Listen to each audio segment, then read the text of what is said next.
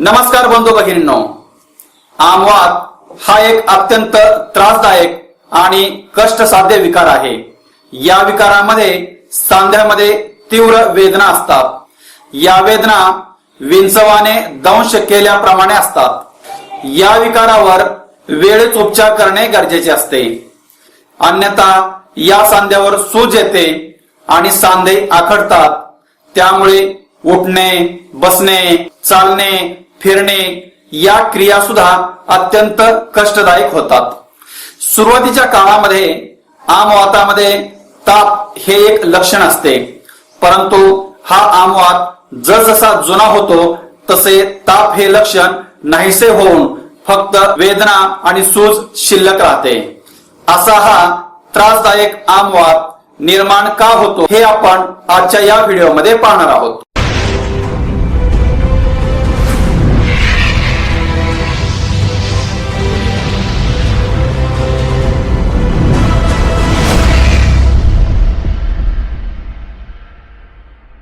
खूप तिखट, खूप आंबट, थंड पदार्थ, जास्त तेलकट अशा पदार्थांचे सतत सेवन करणे, विरुद्ध आहाराचे सतत सेवन करणे, बेसन व मैद्यापासून बनलेल्या पदार्थांचे सतत सेवन करणे, जेवणानंतर लगेच व्यायाम किंवा शारीरिक कष्ट करणे, शरीरामध्ये मलावरोध निर्माण होणे, पचनक्रिया बिघडणे अशा विविध कारणांमुळे पचनक्रियेवर ताण येतो आणि पचनक्रिया बिघडते। संपूर्ण अन्नाचे पचन व्यवस्थित होत नाही, त्यामुळे जठरामध्ये अपक्व अन्नरस तयार होतो आणि या अपक्व अन्नरसालाच आम असे म्हणतात। चुकीच्या आहार आणि विहारामुळे वात प्रकोप निर्माण होतो आणि हा प्रकोपित झालेला वात तयार झालेल्या आमाला सर्व शरीरभर पसरतो आणि हा आम सांध्याच्या ठिकाणी साठतो। त्यामुळे त्या सांध्याच्या ठिकाणी तीव्र वेदना निर्माण होतात। या वेदना विंचू दंश केल्याप्रमाणे असतात। या वेदनेबरोबरच या सांध्यावर सूजही येते। यालाच आमवात असे म्हणतात। आमवातावर उपचार करण्यापूर्वी काही गोष्टी लक्षात घेणे गरजेचे असते। आमवातामध्ये अग्निमांद्य हे प्रमुख कारण असते। यासाठी अद्रकाचा छोटासा तुकडा सैंधव मीठ लावून 5 मिनिटे जेवणापूर्वी खावा।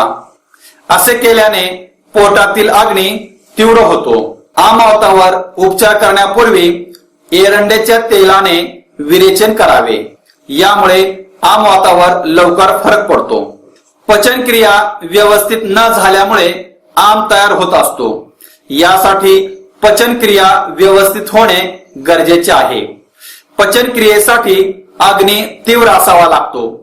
यासाठी जेवणापूर्वी किमान 50 मिनिटे पाणी पिऊ नये। त्याचप्रमाणे जेवण झाल्यानंतर साधारणपणे 50 मिनिटे पाणी पिऊ नये। आमवातावर उपचार चालू असताना थंड पाणी पिऊ नये। दिवसभर जे आपण पाणी पिणार आहोत ते कोमट पाणी असावे। सकाळी व संध्याकाळी 1 ग्लास कोमट पाण्यामध्ये 1 चमचा एरंड तेल मिसळावे आणि ते पाणी प्यावे। यामुळे आमवातावर खूप चांगला फायदा होतो। आमवात लवकर नाहीसा होण्यासाठी लंघन करावे। त्याचप्रमाणे आपला आहार अत्यंत हलका असावा। साधारणपणे 7 ते 8 दिवस केवळ मुगाच्या कडणावर आपण राहावे। यामुळे सांध्यामधील आमाचे पचन होते व आमवात लवकर नाहीसा होण्यास मदत होते। आमवातामध्ये सूज आल्यास त्यावर तेलाने चोळू नये। तेलाने चोळल्यास वेदना वाढते। यासाठी सुजलेल्या भागाला कोरडा शेक द्यावा। हा कोरडा शेक देण्यासाठी गरम केलेली वाळू वापरणे अत्यंत हितकारक असते। रासना, गुळवेल, एरंडाची मुळी, सुंठ आणि देवदार वृक्षाची साल हे सर्व समप्रमाणात एकत्र घ्या। त्याचे चूर्ण बनवा। तयार झालेले चूर्ण 1 चमचा 1 ग्लास पाण्यामध्ये टाका आणि या पाण्यापासून काढा तयार करा. साधारणपणे चौथा भाग शिल्लक राहिल्यानंतर हे पाणी गाळून घ्या आणि कोमट असतानाच प्या. असे 2 वेळा करा. त्याचबरोबर सोबतच वाळू गरम करा आणि कपड्यामध्ये बांधा आणि सोसवेल असा सुजलेल्या भागांना शेक द्या. हा उपचार काही दिवस केल्यास आपण आमवात या विकारापासून मुक्त होतो.